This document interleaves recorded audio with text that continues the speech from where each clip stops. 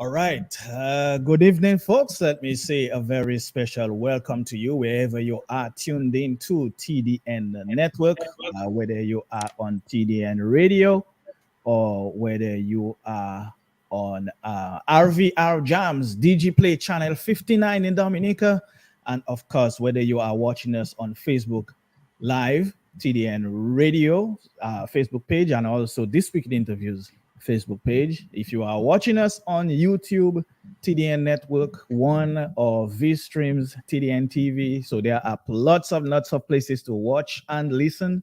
So thank you for tuning in this evening. Yes, I know it's not the usual face you see on a Wednesday night at this time, but Anthony is away, so I am going to try and fill in for him here this evening. And so we won't do a couple of things. We won't do the carry command fam like Anthony normally does.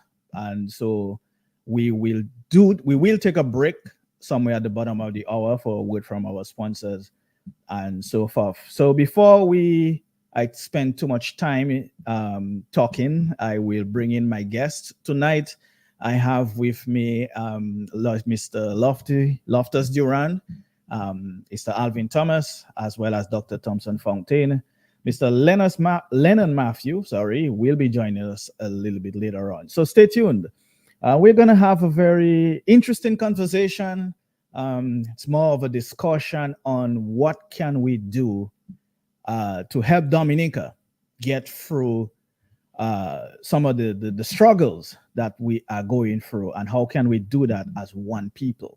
But first, like I said, let me bring in my guests, and we can begin the conversation.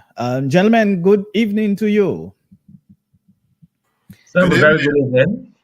Thank you, Dr. Fontaine. So since you are essentially the man of the hours, the last 36 hours, 48 hours has been on you. I'll give you the chance to give a few opening remarks, and then we will go to the other two gentlemen to my right.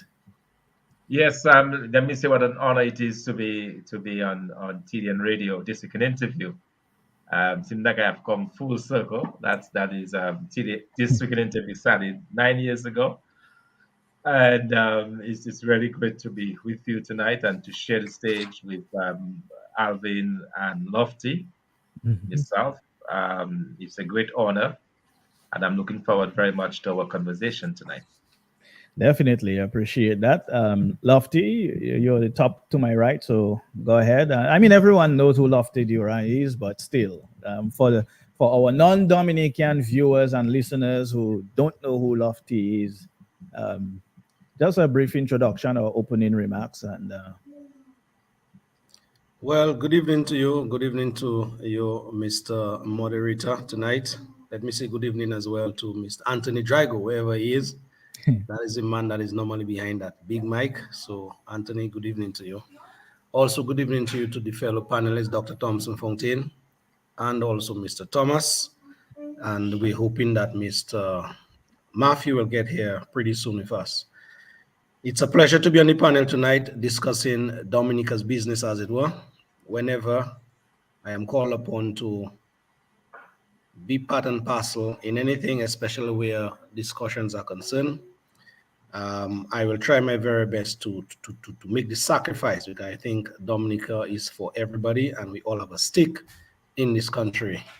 And so it is my pleasure to be among you guys tonight discussing, as I said before, our business in Dominica. All the listeners and all the guests, all the listeners, those of you who are local in Dominica, those of you who are regional or even international, we thank you very much. Looking forward to a very interesting conversation. All right. Thank you, Lofty.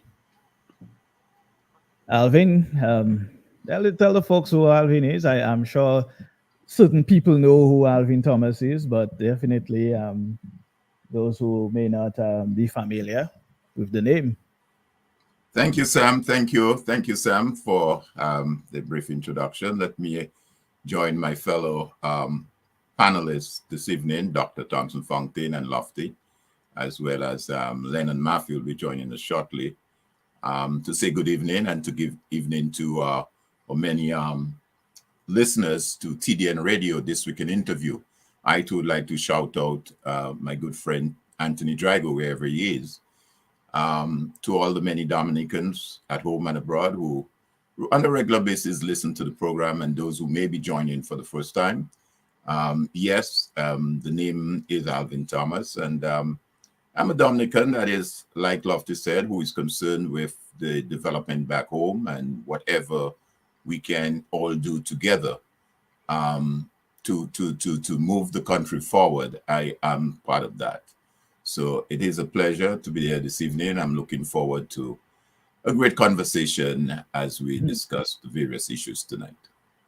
All right. Yes. Thank you, gentlemen, for that. And then again. Thank you for agreeing to come on at a relatively short notice, because we weren't going to do this. We were actually going to do a rerun tonight, but given everything that occurred earlier this week and so forth, I was advised that it's good to keep the momentum going as we, as we get going here. And so, Thompson, I will start with you.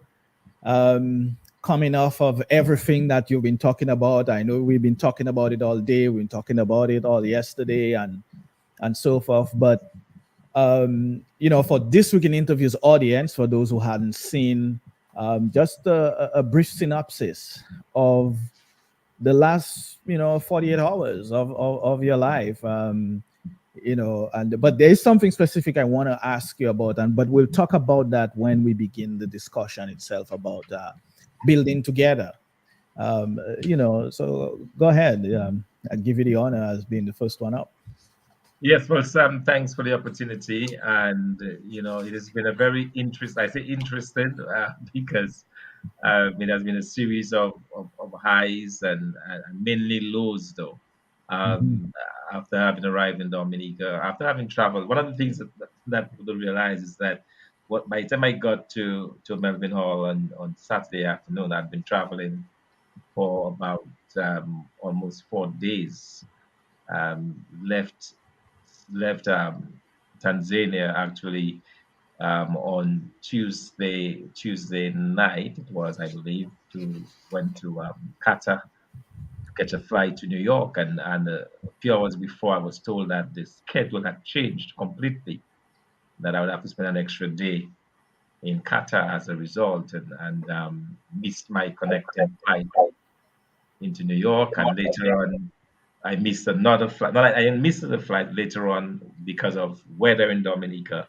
Could not fly out of Miami into Dominica, so instead of arriving here in Dominica on Thursday, I arrived 2 days later on Saturday, and everybody knows what happened then. Right.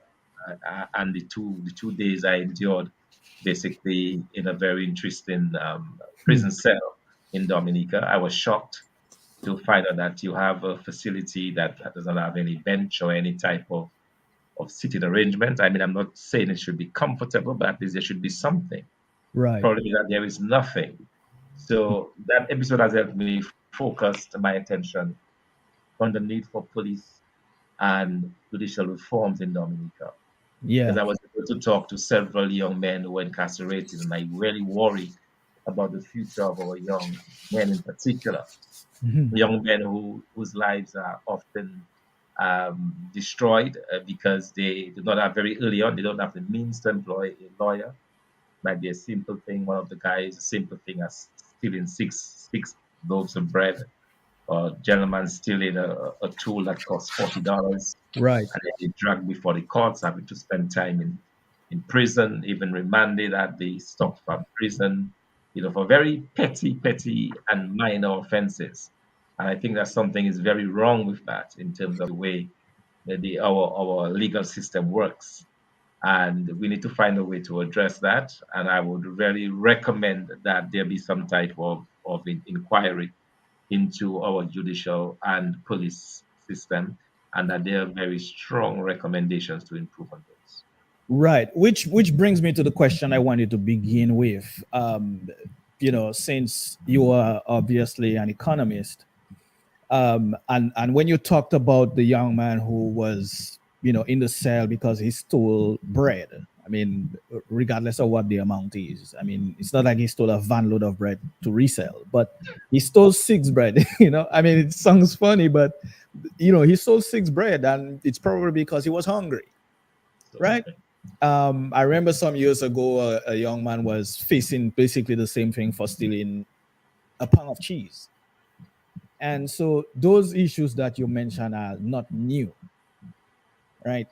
But I think my question really is how do we deal with this situation, create employment or gainful employment so we do not have, or we have less of those kinds of situations where people feel like in order to eat and survive, they have to steal, which might land them in prison for such a low value commodity. How do we deal with that? And so as I said, our discussion tonight is really about solutions, practical solutions. So where do we begin?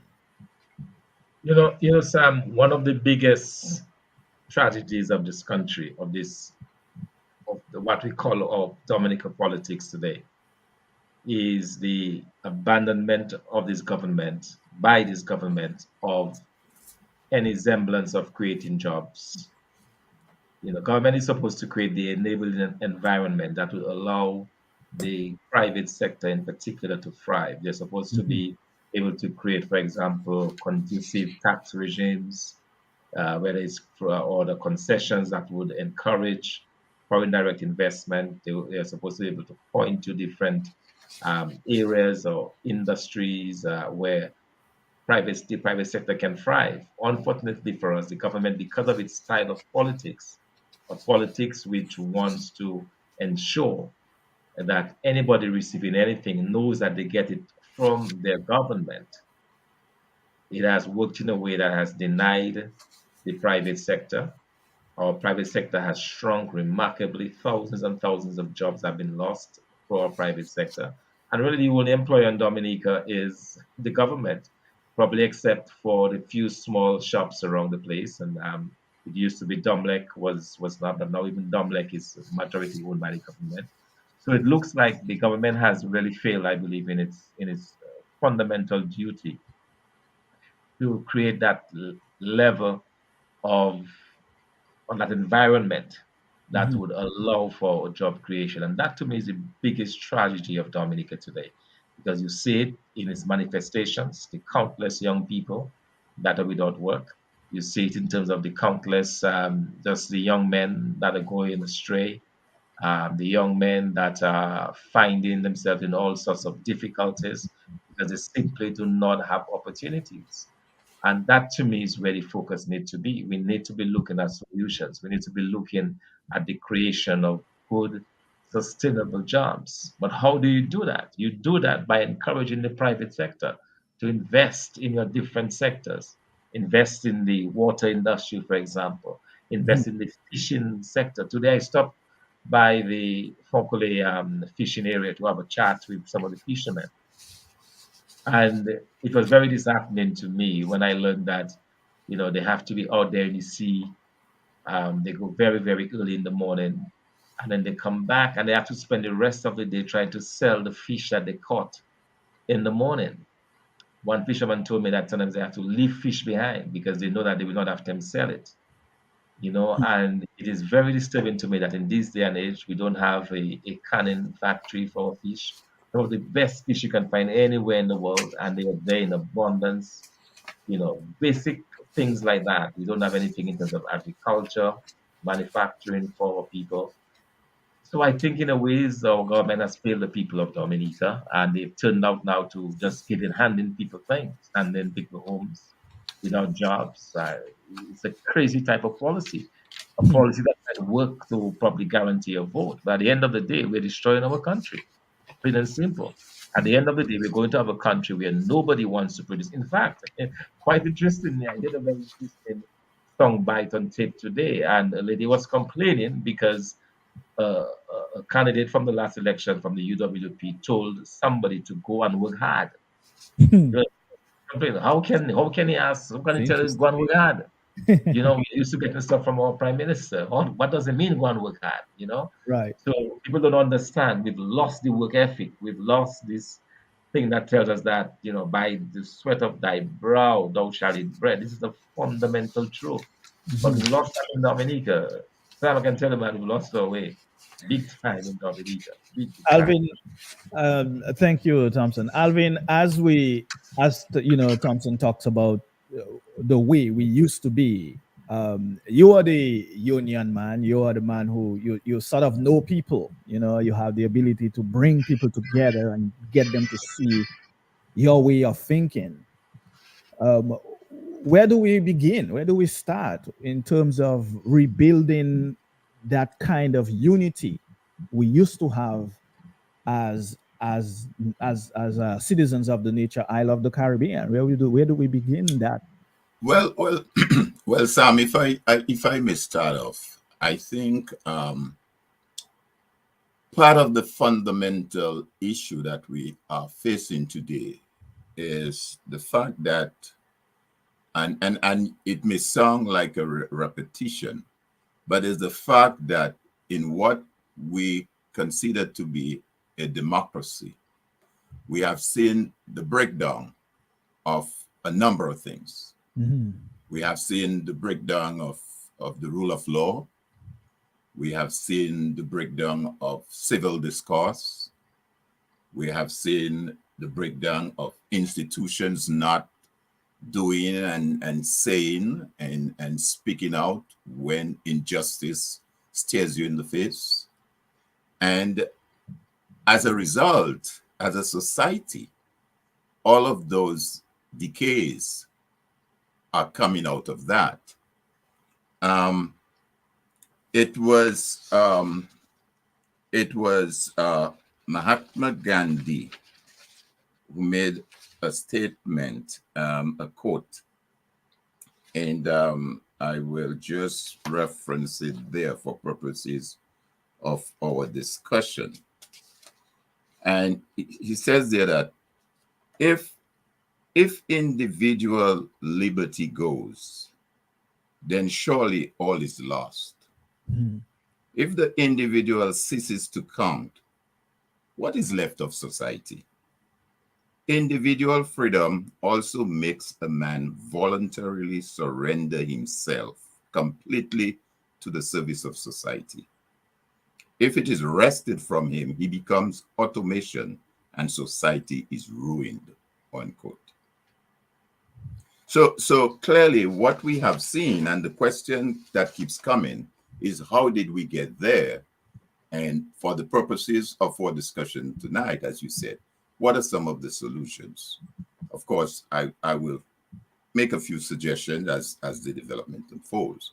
But I think the basic foundation of our society has been so compromised that we are here where we are today. When you have situations like you have, where at the leadership level of a government, of an organization, that a prime minister could make a comment to the effect that no law, no constitution will prevent him from doing what he has to do. That's troubling. Hmm. When you have a prime minister make the comments to the effect, I run things, in a democracy, that is troubling. When you have a prime minister recently on a radio program in the presence of two business persons in Dominica, two businessmen, a question was posed to the prime minister. If you were to receive an application, two applications, one from a Liberal supporter and one from a UWP right supporter, who would you employ? And the prime minister right there and then openly said he would employ the Liberal, even if both of them have equal qualification. And you had two business persons sitting there and did not have the guts, the stamina to say, Mr. Prime Minister, I don't agree with that. First of all, again, going back to rule of law and order, the Constitution, for purposes of the public service, outlines how persons should be employed in the public service. The Prime Minister has certain prerogatives as it relates to senior personnel in the public service, where in some cases he may have to consult with the leader of the opposition. But in terms of the rank and file public officers, that is done through a public service commission. Right. There's a structure. So once all of that is taken away, then we have chaos. Because I would have expected the Prime Minister's response to be, well, you know, this is not something that would come before me as Prime Minister. There's a structure in the public service, and that structure, that commission would deal with that. But what is even more frightening, as I said, you had two businessmen, two persons sitting there, and not one of them gave a pushback. So we are in some really troubling times. But like it's always said, a family structure, that's where a child starts nurturing and developing and being what you become in later life. And similarly, if we have those norms, those practices, just being abrogated, just being dismissed, just being disregarded, then you're certainly going to have a chaotic society. You're going to have problems.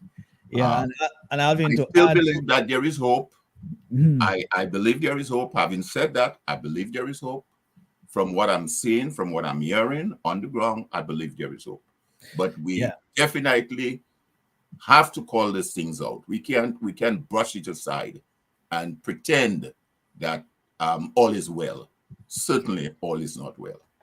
Yeah, and Alvin, to add to what you were saying about the PM's response to who would you employ, even if he did want to say something, but at least he could be strategic enough or smart enough to say, well, I'll hire the most qualified person, even if you don't really mean that, you know? But you see, Sam, the reason why he's able to say that the way he says it is because the fact that we're no longer operating in a sort of democratic, civil type environment. So he feels as the one with the power and the might. I can say and do as I want. Exactly. And that is not good for our society. It's not good for Dominica. We got to get this basic, fundamental situations taken care of. And hopefully we can move into the direction of the development and the progress that we want for Dominica. We'll come back a little bit later on to the role of the unions. But before that, I want to give Lofty a chance to comment on the state of Dominica's politics, because earlier today, I think the issue of electoral reform sort of, came up briefly. But Lofty, I wanted to ask you, do you think, or how much do you think electoral reform would help in terms of moving Dominica to the next level, for lack of a better term? How do you think electoral reform in itself can do much, or how much do you think it can do? Because even if you have electoral reform, you may still wind up with the same kind of leadership. So, what do you think? All right, Sam, thank you. You see, where I would want to start with that question posed is that no matter how good your system is, if you don't have people, and I didn't say leaders, I said people. If you don't have people who are the custodians of a democracy in any democratic country, then that country runs the risk of being right where Dominica is today. And so that is where I really want to start my conversation tonight, as it pertains to Dominica political mess, for want of a better term. Dominica has been at this crossroad for a very long time, where the freeness and fairness in our electoral process is wanting. we are part of a region, and there are a number of instances where other countries in the same region that we live, they are far away ahead in terms of their practices when it comes to their political affairs. For some reason, we don't have in Dominica the political will that is to get it right. And I say that without no reservation. On the part of the people, most of the people, even some of the supporters of the incumbent, when you talk to them privately, they may not say it publicly, when you talk to them privately and you ask them about the morass in which our country is today politically, they will tell you straight up, they'll speak their guts to you. And so even some of these persons, they are hurting inside where the country is. But the level of victimization, the level of vilification, the persecution, Thompson is the latest victim of that. He's right there with us tonight. And everything else that comes with bad governance, then we are seeing it showing up its ugly head time and time over in Dominica.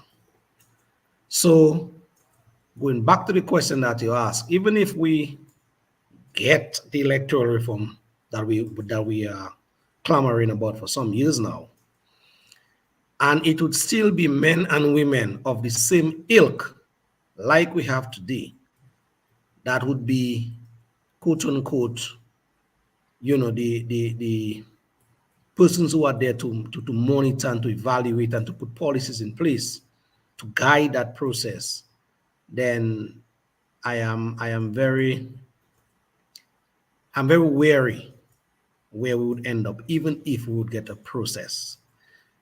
As I said, a number of other jurisdictions in that same region, we can take a leaf from the page, from the book, as it were. We can take a page from the book, as it were. But where we are, it is very lamentable, and it is just going down the drain, as it were. The statement of late that you heard this morning or yesterday from the man who sits in the chair of Prime Minister,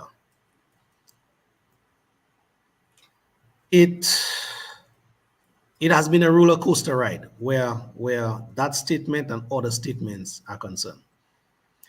And the people in Dominica, some of us, they are, quote unquote, how I would call them, they are losing the tenacity to fight.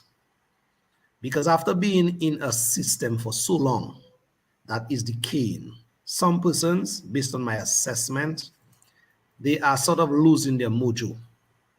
So, again, Roosevelt, I am saying, stole the last election, the 2019 election, in big broad daylight.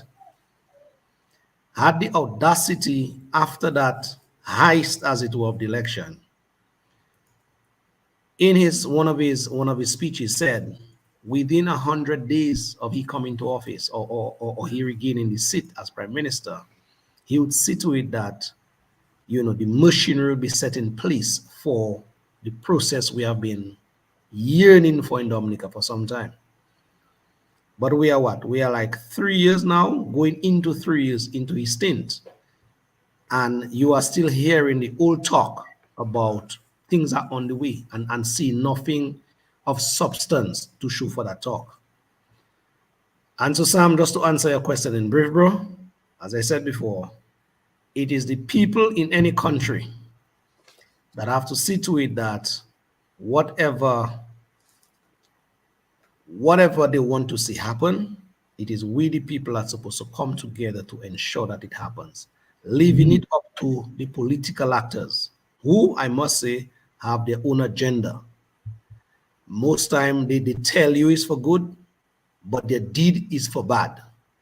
It's the people that must be empowered, they must be motivated, they must be inspired to do the best that they can do in the interest of their country.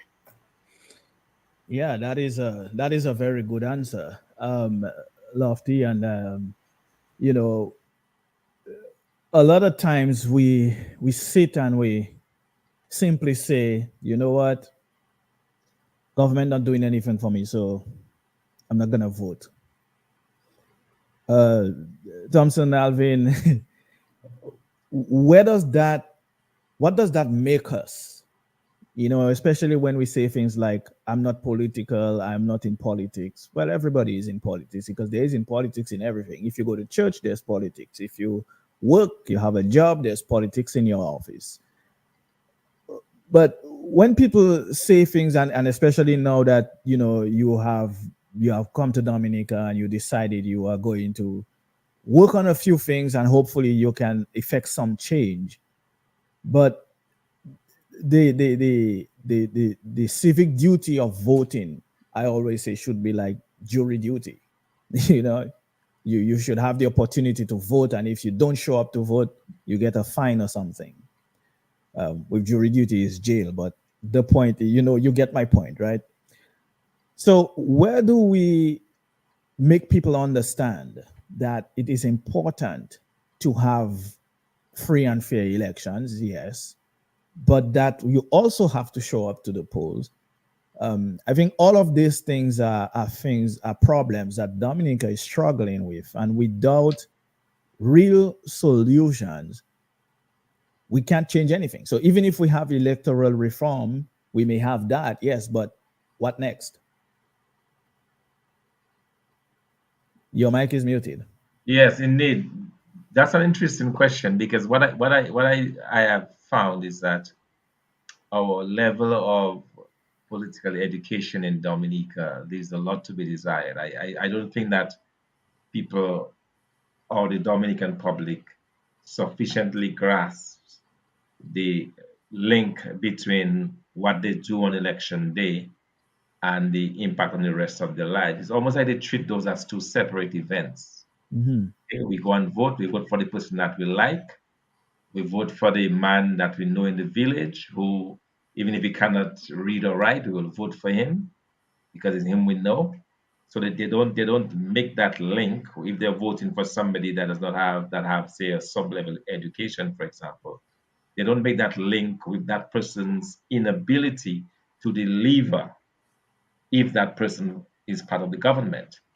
They link it, and I think part of it is because of our lack of political education. We no longer teach civics education in class or in schools. People don't understand what their rights and their responsibilities are. They treat party politics as a family affair, and if my mother did it, then I should keep doing it.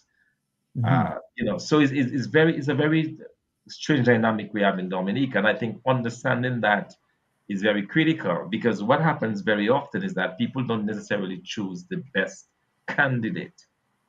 All right, you would feel that that is what would happen in a democracy, that everybody would look at the candidates and they would choose the right person.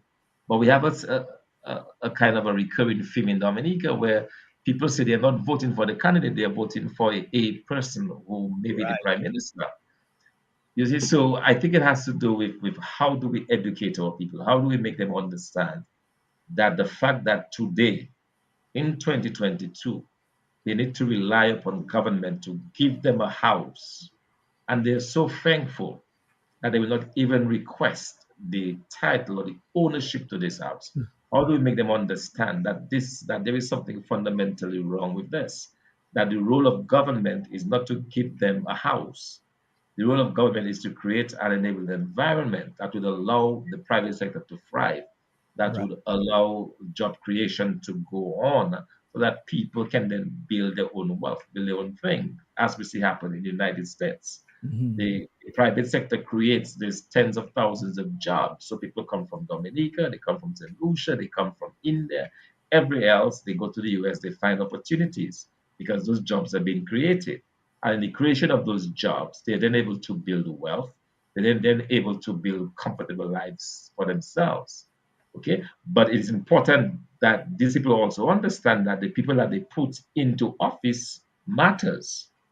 So that is why you have term limits in the United States.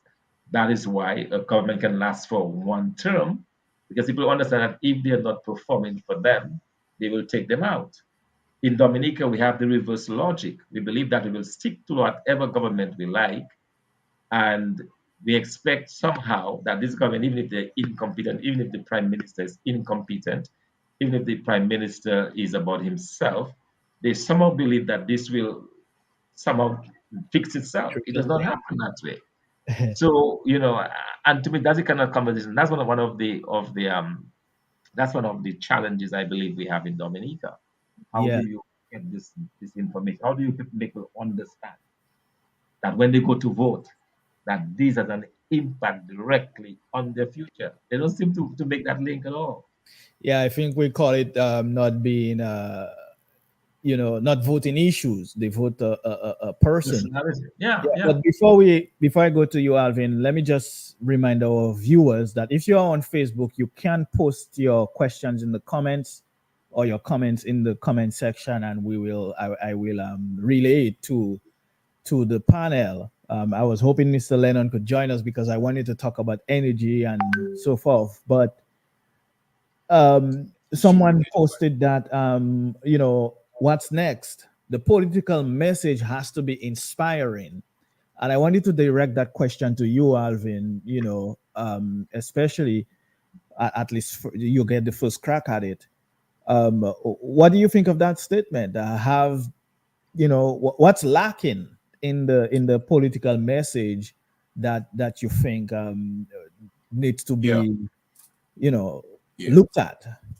No, I think it's a valid question. It's a valid comment. Mhm. I believe in any political setting, in politics, the messaging is key. That is the basis on which persons should get elected and put forward their platform, what they intend to do. So the messaging is key. And if the messaging is skewed, then obviously it does not resonate with the people, and as a result, you may not get the kind of success that you expect as a political party. So yes, the messaging is important. It is critical. Mhm. But just to piggyback a bit on some of the comments that Loftus made and also Thompson, um, as far as it relates to the electoral reform, and Lofty has said it quite correctly. I mean, Dominica is the only island in the region that have not implemented some aspect of electoral reform. Every other island has. Antigua, Guyana, Trinidad, Jamaica, Barbados, you name it. So the question really remains, why? Why is it that even at this list stage,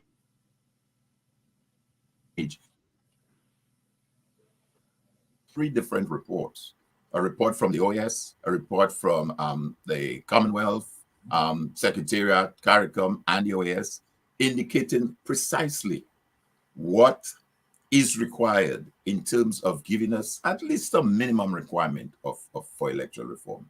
That has not taken place. Again, it points back to what I started off in my opening comments, that when you have a situation where society and democracy is not functioning as it should, then you have a one-man show calling and dictating what needs and should be done on behalf of the people, without the people involvement. Because when the prime minister speaks and interferes, if I may put it this way, with electoral reform, which by any means should not be a political matter, it should not be a party political matter, electoral reform. As far as I would profess, the only responsibility that the prime minister have in that regard is as minister of finance to make the necessary funds available to the electoral commission to undertake the reform. There is an electoral reform election commission. that handles matters as it relates to that should be handling matters as it relates to electoral reform. And his role is simply as Minister of Finance to say, hey, you guys need what, 400,000, 200,000 to undertake the reform? Go, here's the money, go ahead and do the reform. But when you begin to politicize the whole process and the whole exercise, then we're into problems. Also, in terms of the comments that Dr. Thompson has made too, we've seen what has happened over the years.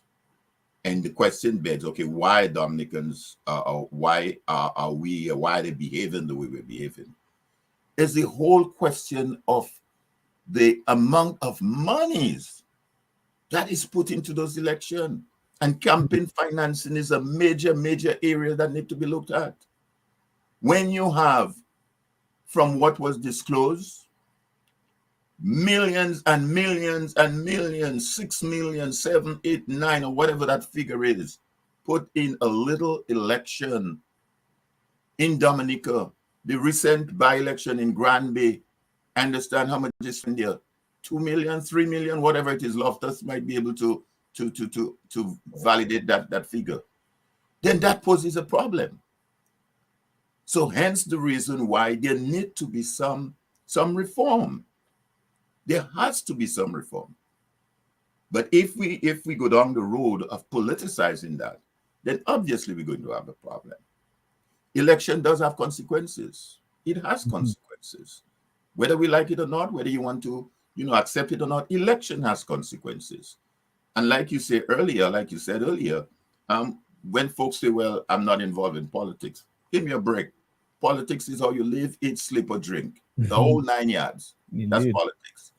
And I am in the US, in a state in Georgia, where the last election we were able to elect 2 Senate seats, to put 2 senators in the Senate. Had we not won those 2 Senate seats on the Democratic side, we would be in a serious problem in the Senate. Look what happened. Even where the Democrats had a majority in the Senate, look what happened with the last confirmation of justice, the judge that was being confirmed. Yeah. So election has consequences.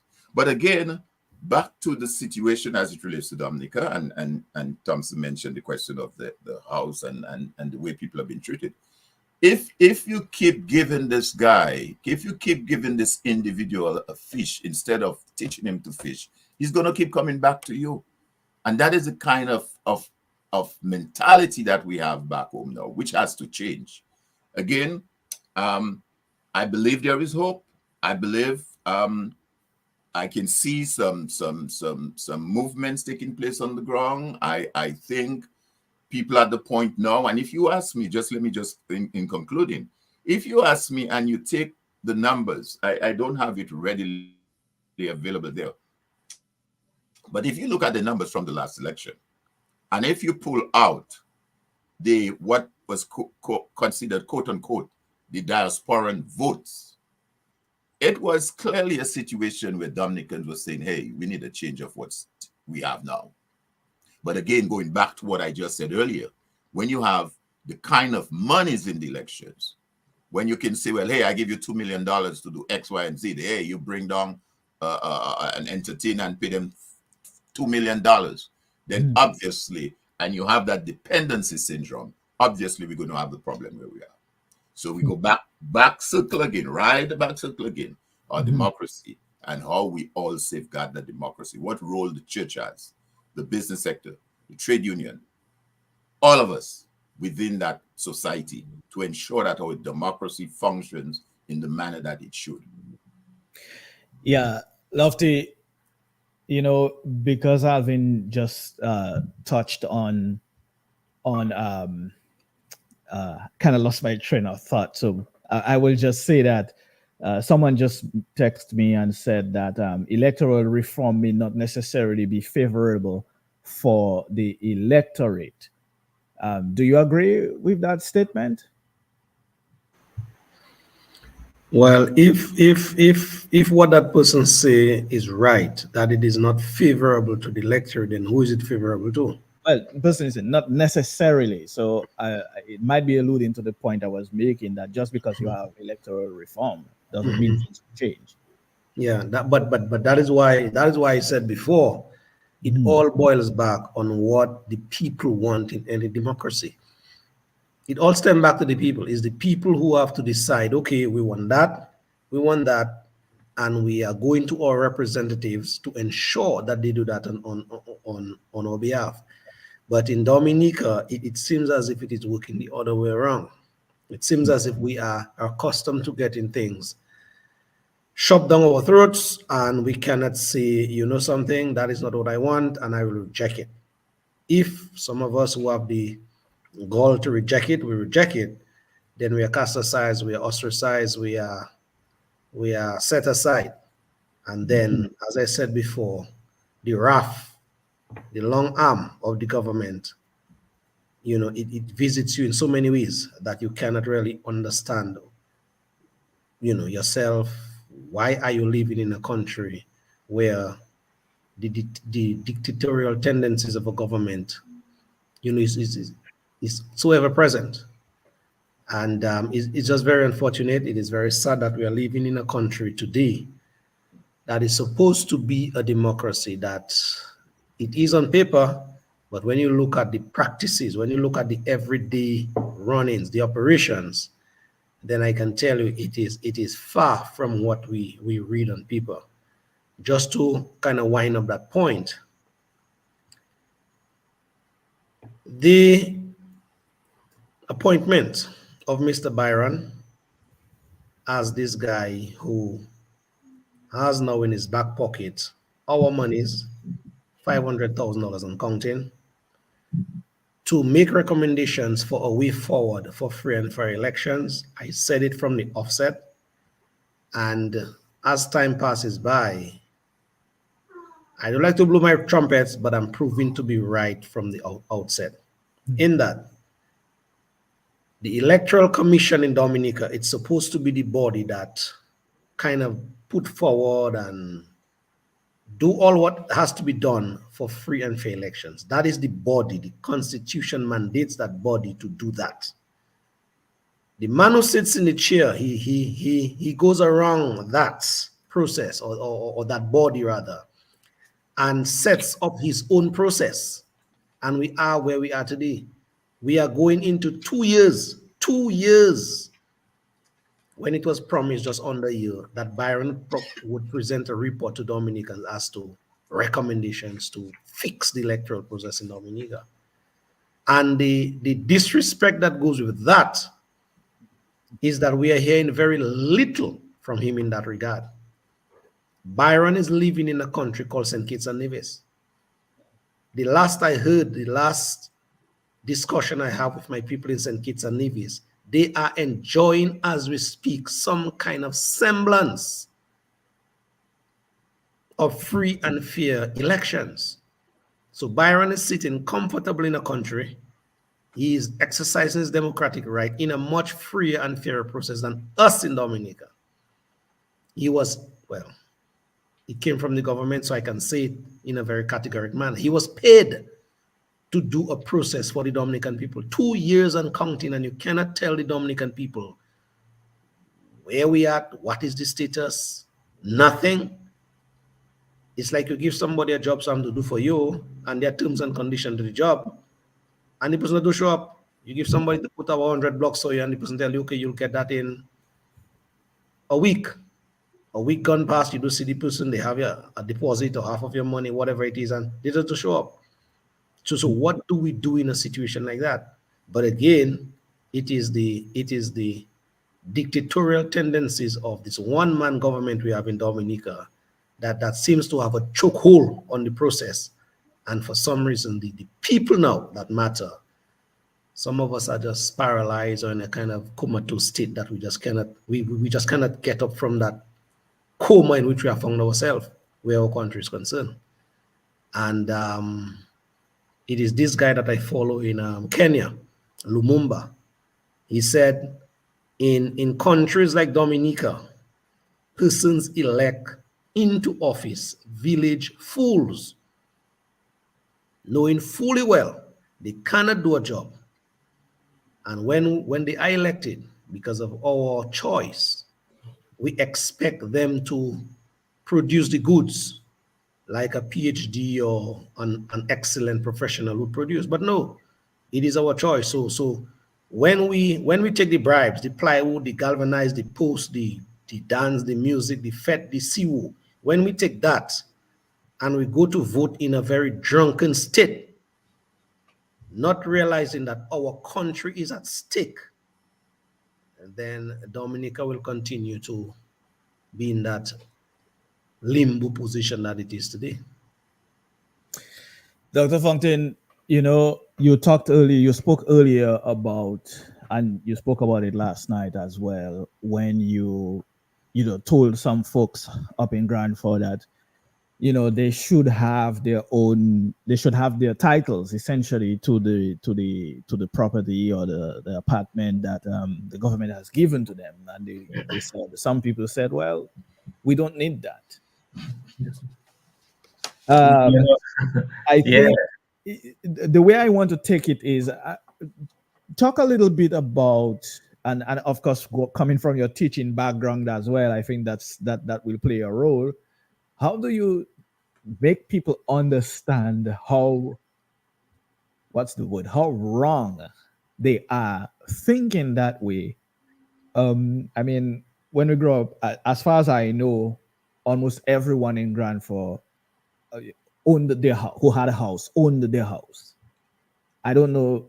I didn't know things like apartment in Grandford, Castle Bruce, or these places. So we only, in fact, the one apartment we knew about in Dominica was the one by the West Bridge, right?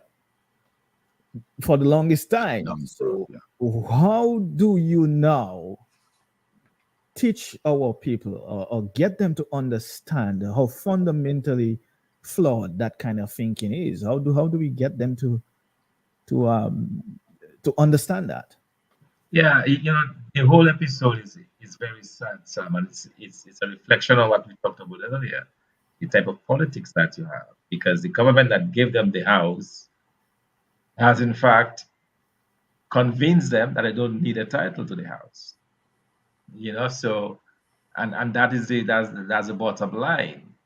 But the government is wrong. There have been homes gifted to people before, Mhm. but they've always given the ownership. So the fact that government is retaining ownership because it says it's a gift to give to you, and the prime minister says the Lord giveth and the Lord taketh away. He's made those statements around the ownership of homes. That's you remain in the house if you get the house, so that you will need to remember to keep me in the house.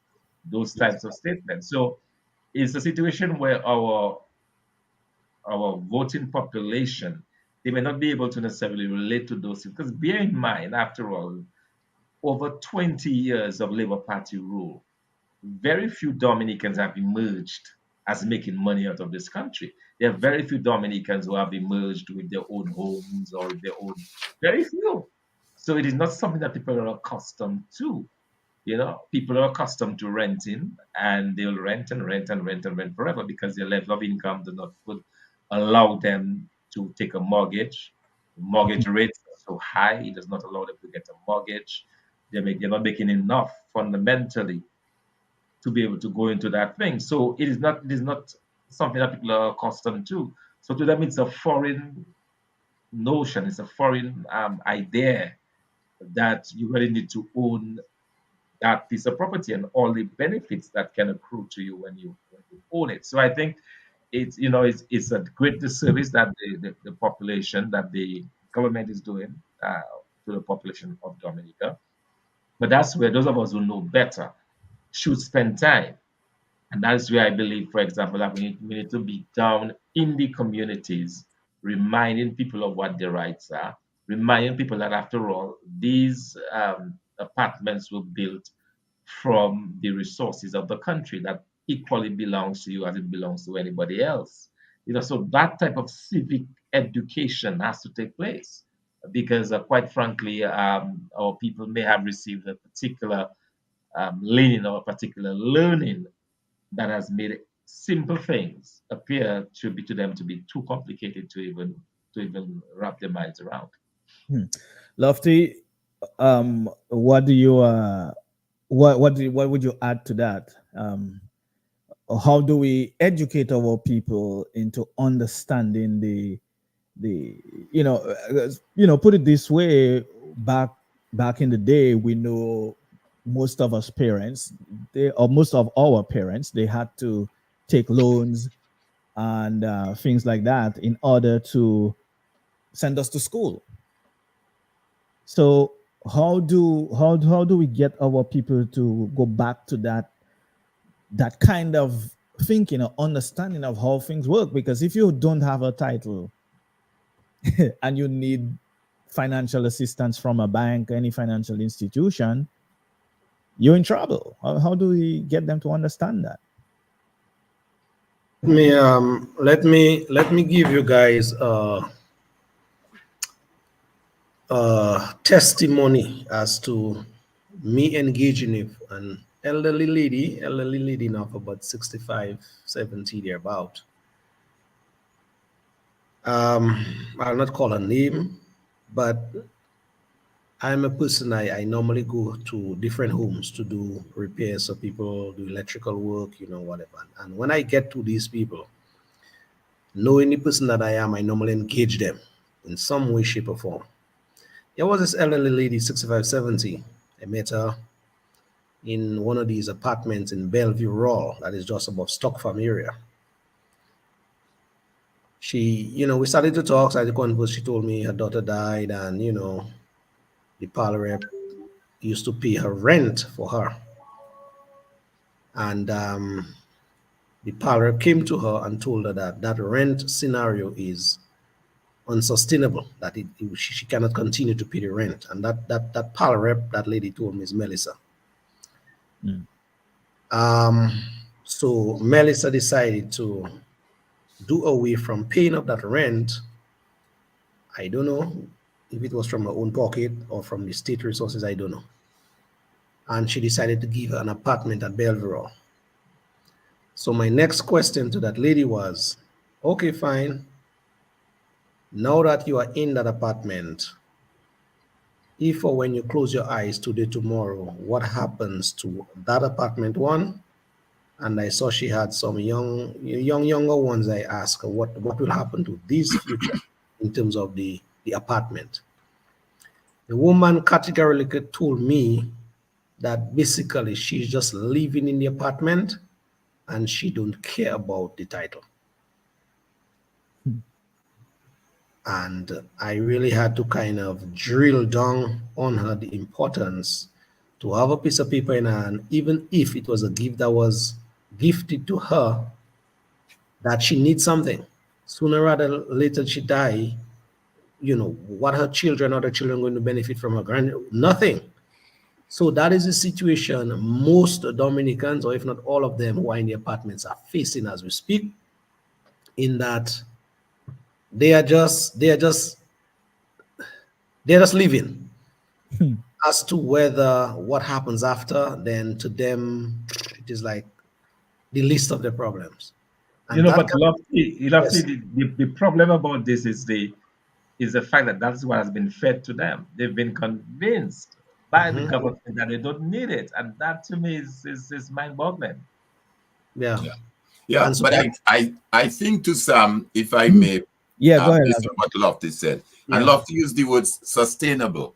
There, the parrot said to this person that is not sustainable, and that is correct, because clearly, and that is the point at hand here as well. No one is saying that the vulnerable in our society shouldn't be assisted with housing. It's something that government provides all throughout the world. Right. You're most vulnerable, you identify those in need and you provide it. But it is the way in which that is done. Housing is not the first new thing with this present administration. We have the Bath State Housing Scheme. Many of you are aware of it at Bath State under Patrick John. And so you had the other side of Bath State again under UP.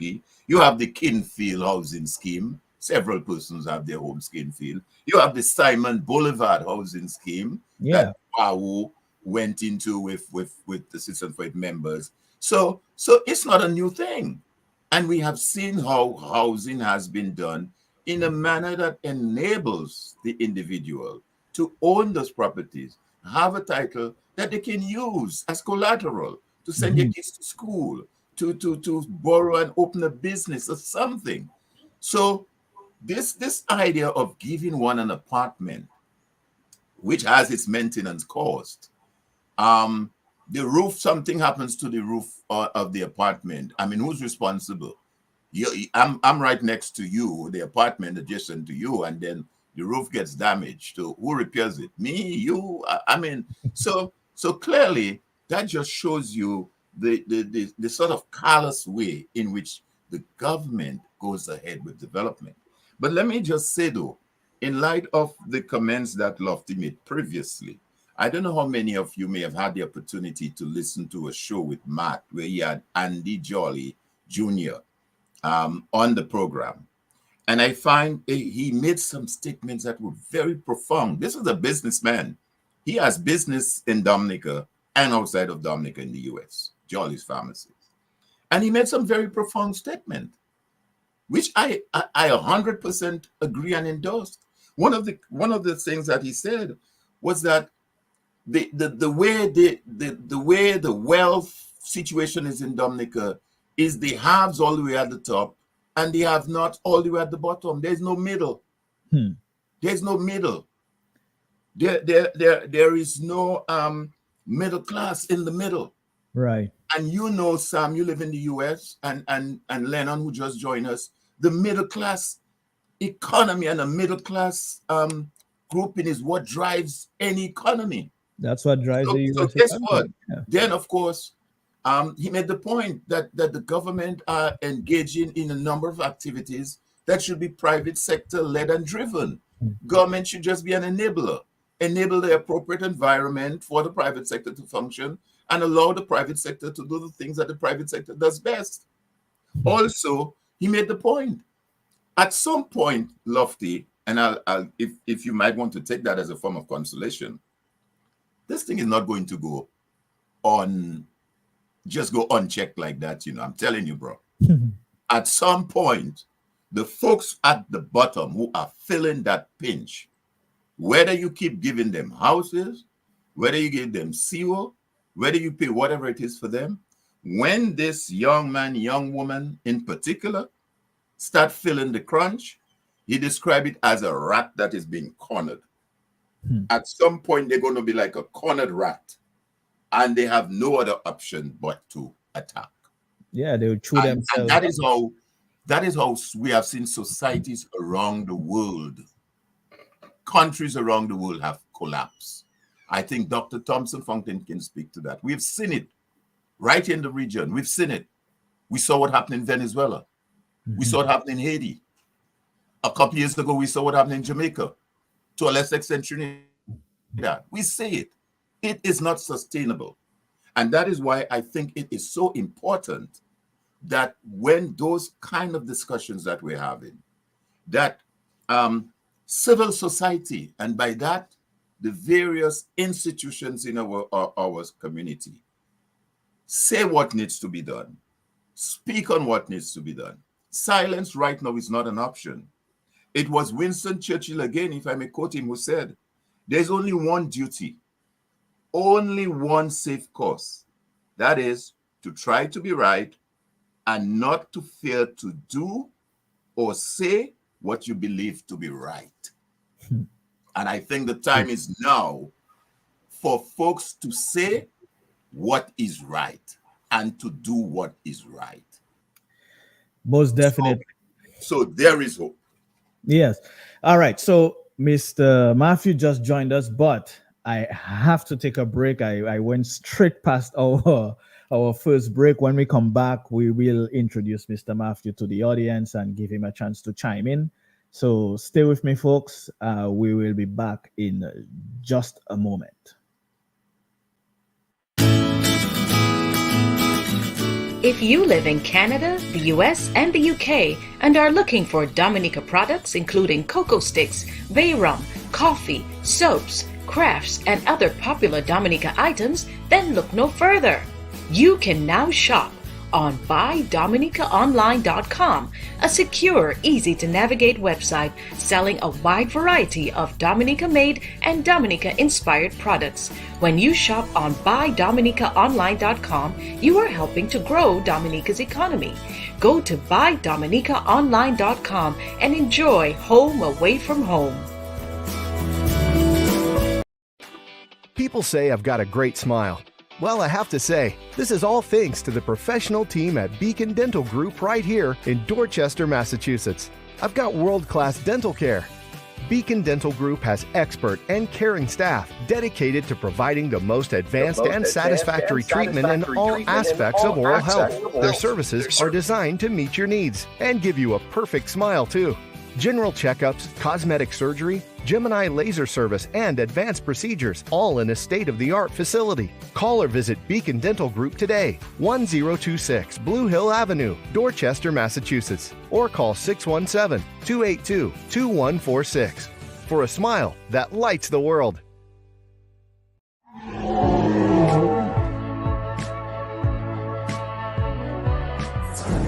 Yo, it's your boy GK on the spot again. Just want to invite you guys to check me out on Dissect on April the 30th, Saturday night at 7 p.m. I'm having this great interview on Dissect. So go ahead and check that out and you get to know a little bit about me. Save the date. Big up yourself, man. Out on Dissect.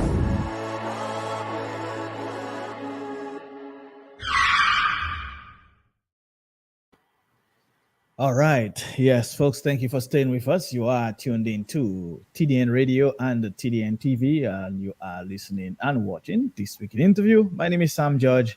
I am just here filling in the seat for the man Anthony Drago, who is away. And so let me get back to my guests. Mr. Lennon Matthew is now joining us, and let's give him an opportunity to introduce himself to the This Week in Interview audience. Lennon, yeah, go ahead and tell us a little bit about yourself. Good evening to you guys, and good evening to your listeners. And thanks for the invite here tonight to be able to share my thoughts. I think is always through this kind of conversation and these kinds of interactions, ideas come up and ideas leads to action. And it's always important to have this kind of discussion. I know sometimes people say we talk too much, but you can't have action without talking and planning. That's when people get comfortable. That's when, your creative juices flow. For those of you who don't know me, I'm Lennon Matthew from Benz. I was born and raised in Benz, went to school in Vegas, Paybush and PSS, and to the State College and then to Midwestern State University in Texas. My dad was a school principal. My mom taught preschool for a little bit.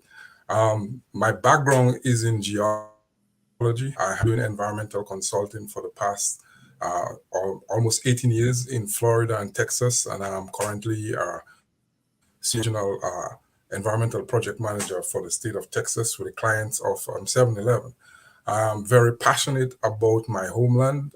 In my past, I taught the Portsmouth Secondary School for a couple of years in geography. I studied geology and manufacturing engineering technology, and currently pursuing an MBA at Midwestern State with focus on energy management. I'm a huge sports fan. I represented Dominica in '97 in basketball. I played in Jamaica in CARICOM games. We came 7th, and I coached basketball at PSS a few years. And, just love my community, love my country, and always willing to participate and help in whatever way I can. So it's always a pleasure to join the discussion. In my spare time, I love listening to the news. I love listening to politics. And I once played in a band. I played in a band, just having fun. Life is short, so you find yourself having the ability to do things, and I do it just for the enjoyment. So people get surprised when I tell them what I do, but That's just it. You have to find a way to have some fun, right? Yeah, you have to have a balance in life. You have to have alternatives. So yeah, Leonard. I'm sorry. You mentioned you pursuing the studies in environmental science or energy as well. Yes. And so that's one of the reasons why I wanted to speak with you. I wanted you on the panel. Yeah. Because the energy is important to the development of any nation. Yes, it is. And so I wanted to get your thoughts on Dominica's, especially for what it's been a few years now. We've talked about geothermal plant, and we have no idea what's happening with it. Maybe something is happening. Maybe Lofty can update us on if anything is going on a little bit later on. But Sam, you just make that sound as if I'm a fly on the wall or some minister. These guys don't tell us in Dominica much. Well, it's just that you're on the ground and you've been there, so you might have some insight. But I understand. My question to you, Lennon, is what does Dominica need to do to address its energy issues? Because though we are a small island, with one provider, electricity costs through the roof. It's crazy. So what are some of the solutions you would offer to address this, and especially as they are building a geothermal plant? And where do they go? What do they do? What should we do? First of all, you rightly said that energy is the key to development in any nation. And if you've looked at the trend of movement away from agrarian societies back in the days to the Industrial Revolution, what fueled the Industrial Revolution is the availability of energy, even if from coal, whether it was from coal, whether it was from fossil fuels. Every time there is an abundance of some source of energy to create something. Why do we need energy? Why do we need energy? Energy is needed like in our bodies to do work. It's simply as that. The natural environment, energy is used to do work, and work can be in the form of many different things. And when you do work, you produce something, you produce waste, and you produce something valuable.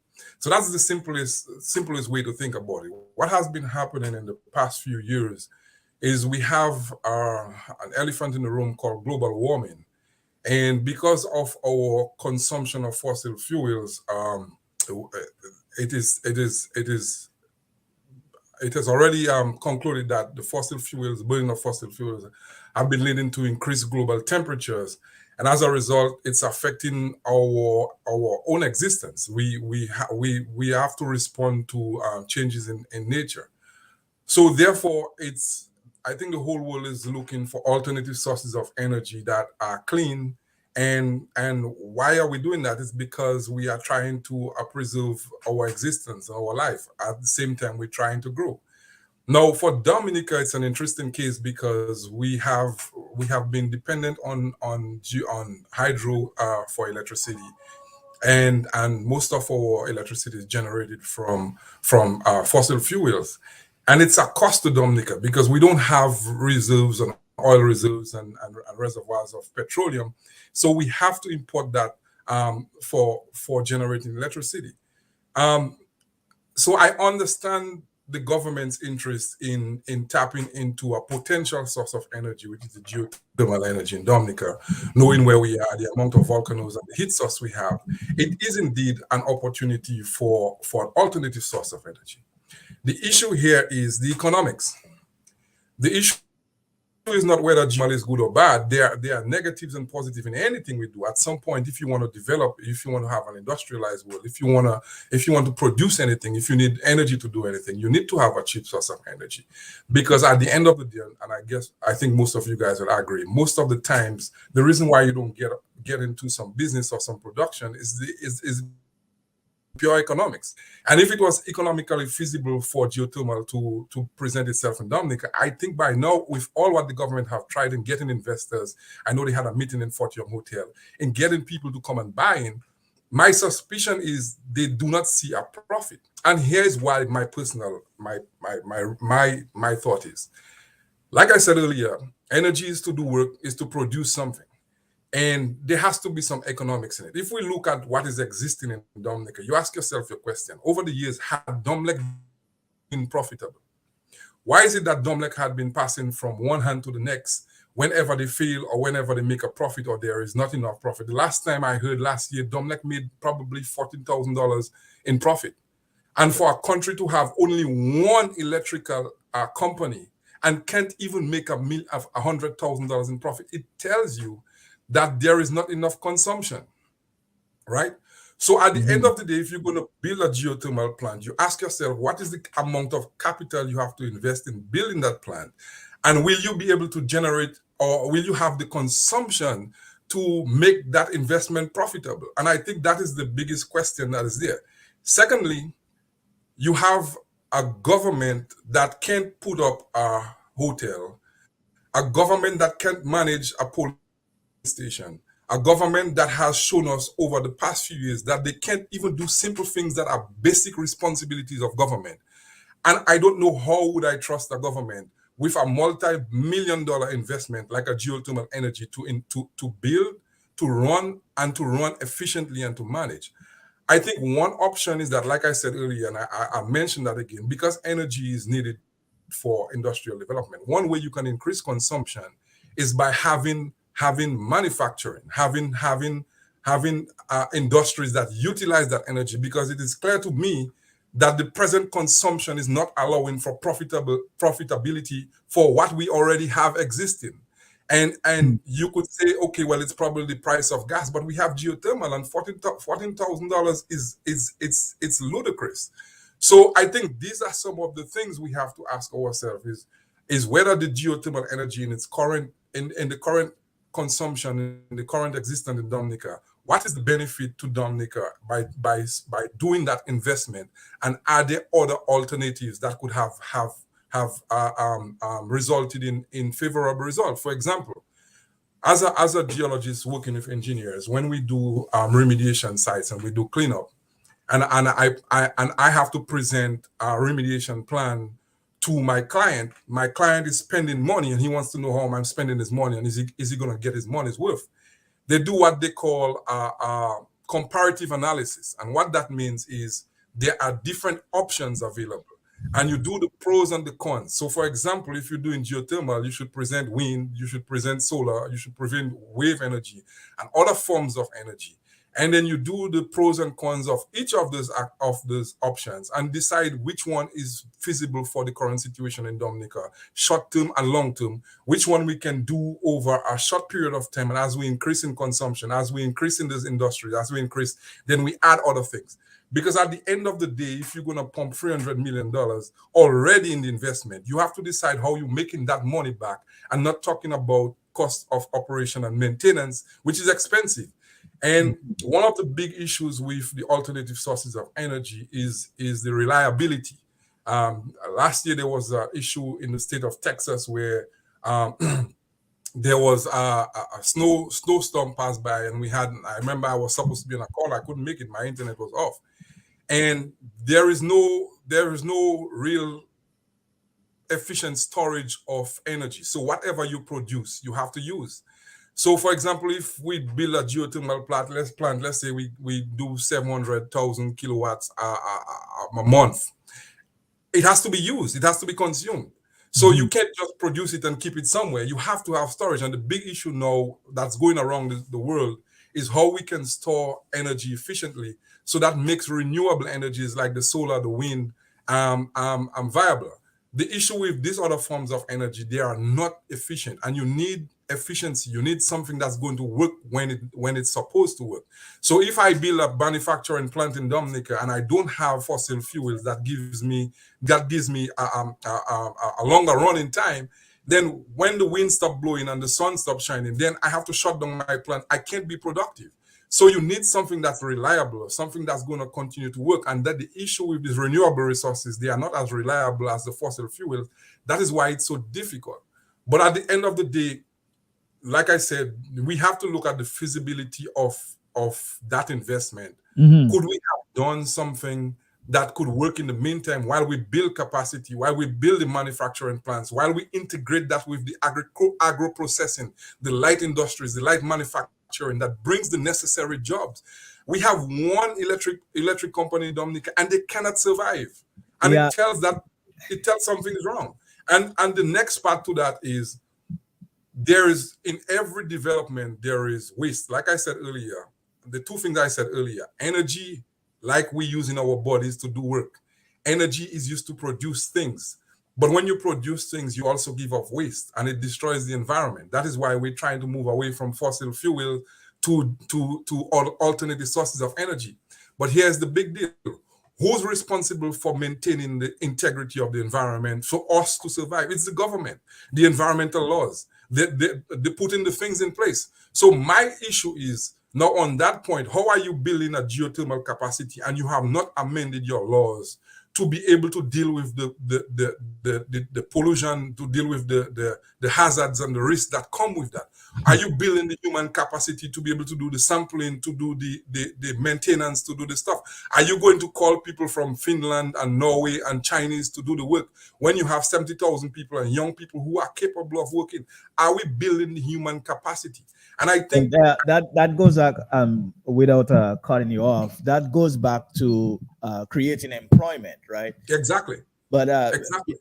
I wanted to ask Dr. Fountain to jump in on your point a little bit, from an economic standpoint, as you mentioned, you mentioned the cost and benefit and things. So, Dr. Fountain, what do you think?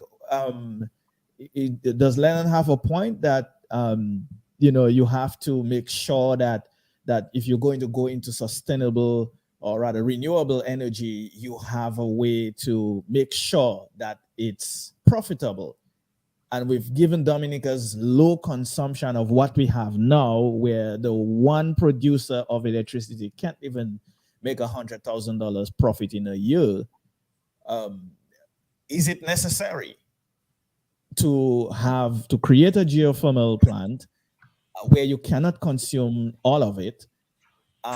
What do you do with the rest of it? Is it even necessary? Or No, would you say? but the model is fundamentally flawed. The business model. Dominica has how many customers? 100,000, if all that, or in terms of households, probably 30,000 households. You're not going to survive on that limited demand for your product. Mhm. What has to be done is that you go deeply into geothermal and you export the geothermal energy to the neighboring islands. That's it. I mean, it's we complicate life in Dominica. We complicate things. Dominic, it can survive. It will just move around and survive if it Yeah. has. So we get our regular blackouts and so on, and we move along, we chug along. But if you really want to make this thing profitable, you have to think of exporting electricity to the neighboring countries. I mean, in Africa, when I worked in Swaziland, they were exporting they had hydro, they had all of these water dams. They were exporting electricity to South Africa.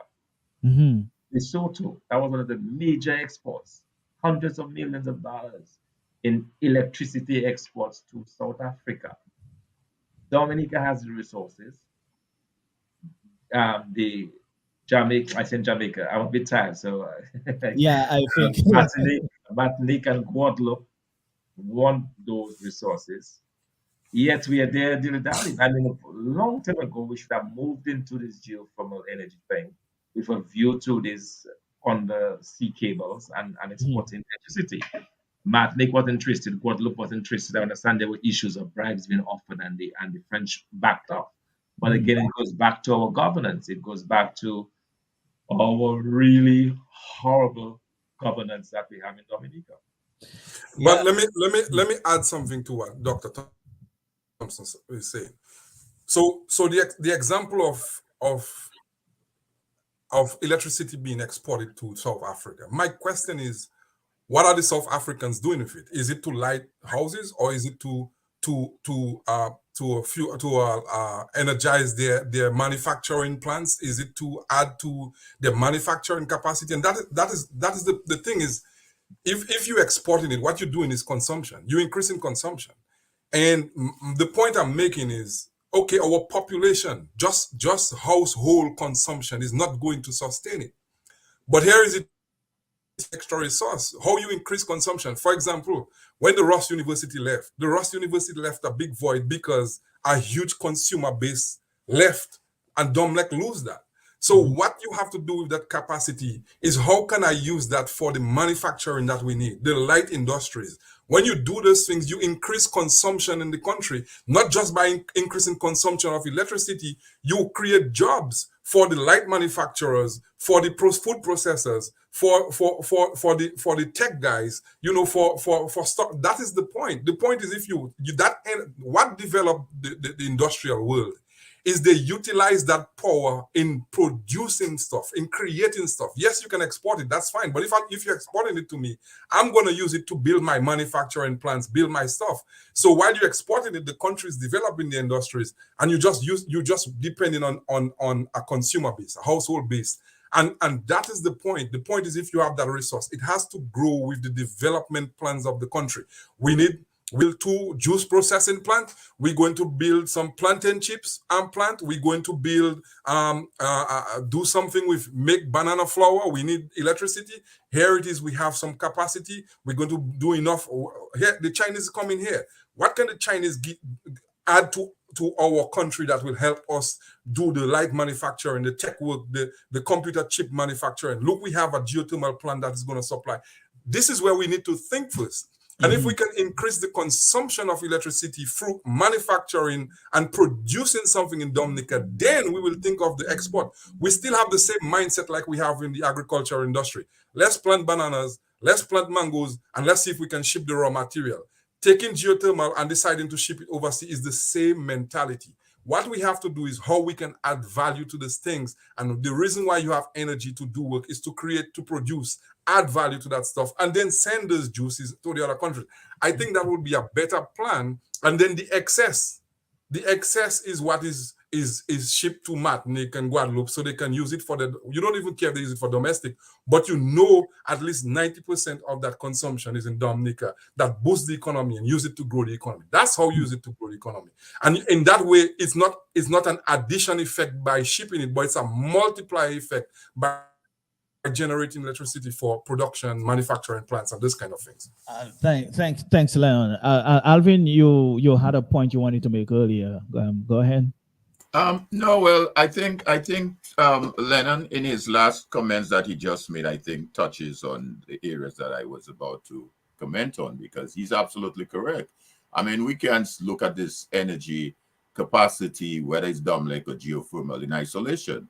It all has to fit in concert with what kind of development you have in the country.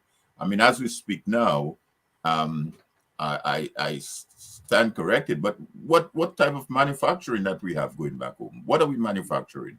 What businesses that we have? And he's right. Ross University left, and that took a chunk out of the consumption that Dominic was able to provide to that entity.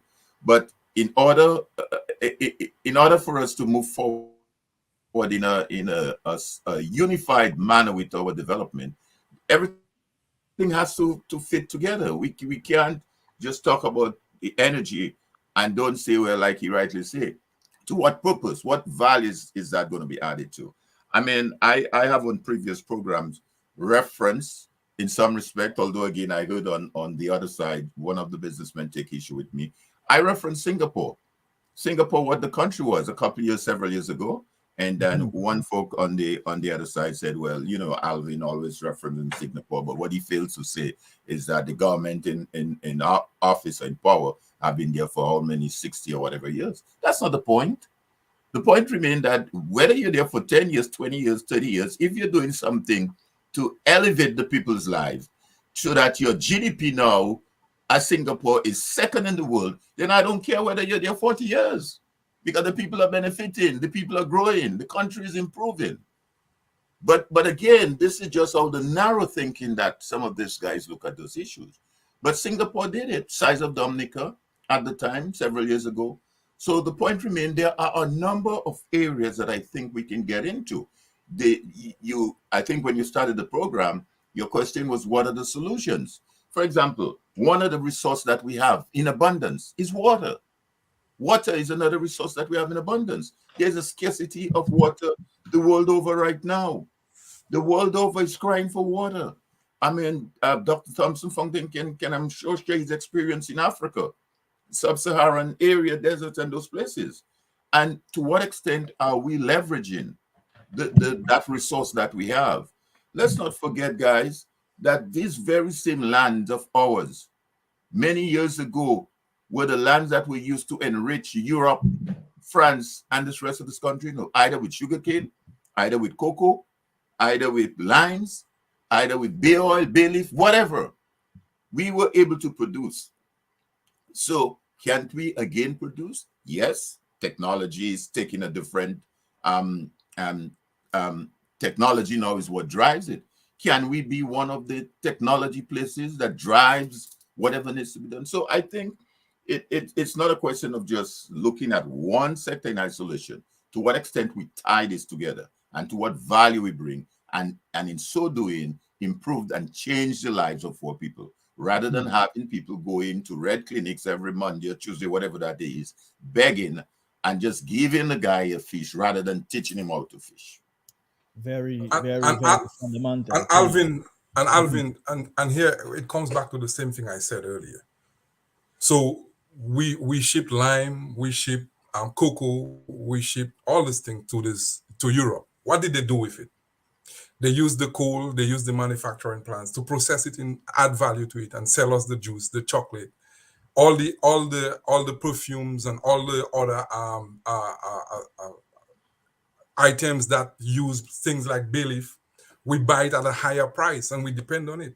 So that is the point I'm making. We have this raw material. The raw material of the primary industries is one form of the industry. What we have not done and we have not learned to do now, I think it's still the old mindset, is we have not learned to move from the primary industries to the secondary industries and see how we can add extra value to the tertiary industries. That is where the availability of energy comes in. So instead of us selling cocoa, we should be selling chocolate to Europe. We should be selling the perfumes, the stuff that uses the bay leaf. We should be selling that to them because we have no added value to it. And we have the manufacturing capacity. We have the energy to do it. And I think that is the mindset we need to go in. The other thing I wanted to talk about, I don't know if you guys mentioned, if you're looking for solutions, we send people to go to study financing, business development. One thing I noticed that has not been done, for example, how many Dominicans, how many civil servants have the ability to buy shares in company, to invest in company? We're talking about selling passports and encouraging people to come and invest in Dominica. So if foreigners can pump money and there is investment in Dominica, why are Dominicans not able to invest? We have how many civil servants in Dominica? And when they retire, they're depending on the gratuity and the pension to have a decent living. What about the investments? You have a hotel building in Dominica. There are several ways you can get financing for development. Dominica is using passport sales, but the finance institution, okay, Fort Young, for example, is refurbishing or rebuilding their hotel. There are several sources of finance. You could go private equity, you could take loans, you could have shares. And what you do is you give people an opportunity. As a matter of fact, I think that any hotel that is being built with passport money, civil servants and people who work for the government or Dominicans should have an opportunity to buy shares in there, to earn part of it. And at the end of the day, if it becomes profitable, then at the end of the year, you get a check for your investment. But we don't have that kind of sophistication. We don't have people thinking that way. We're talking about we selling passports to build a hotel. Who does it belong to? Does it belong to the government, to the people? And then the people of Dominica have no opportunity to benefit from the profits. That's a problem. So if we don't look at the different avenues and opportunities, when we have development in Dominica, when we have private sector growth, and Dominicans themselves don't even have an opportunity to put $50 a share, to buy some shares of that company. I remember back in the days when DCP was around, my grandfather, who was an agriculturist, sold copra to DCP. I remember them having shareholders meeting, and every Christmas he would get a little check with. These are the kind of things we knew before. So it's not foreign. We were there at some point. How we lost it, being more advanced and more educated with internet and all that information, I don't know why. Why is it that Dominic, the Caribbean has an exchange market, and what they trade on the market are mainly utility companies like Domlec, the Grenada Electric Company. They have the people buy shares, but guess who buys shares in there? Only the governments. So the people of the Caribbean, the people of Dominica, do not have an opportunity to buy shares in Domlec. And if let's say we build a geothermal plant, the cost of running new lines, new wires, is going to cost money. Dominic would say, okay, we're going to raise funds through loans, we're going to raise funds through grants, and we're going to raise funds through shares. And you give people the opportunity to buy shares in the company. So when it becomes profitable, they benefit. You know why it works? It's going to work because the same consumers in Dominica who are using the electricity know they have shares in Dominic. They're going to take part of it. Ask the fans, the private companies, the big markets, they want to do an expansion.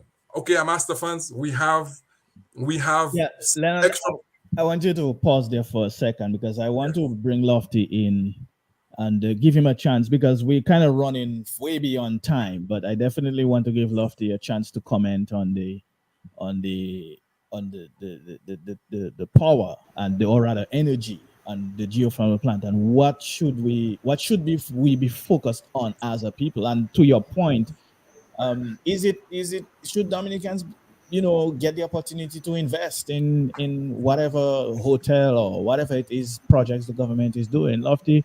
And we will make those sort of last points because we've gone way beyond our normal time, and so I'm sorry you came in a little bit late, Lennon, so you didn't get to share as much, but we'll have you back for sure. Anthony will have you back and so forth. So Lofty, go ahead, and then you can also make that your last point as well. We'll have this conversation we cannot do in one night for sure.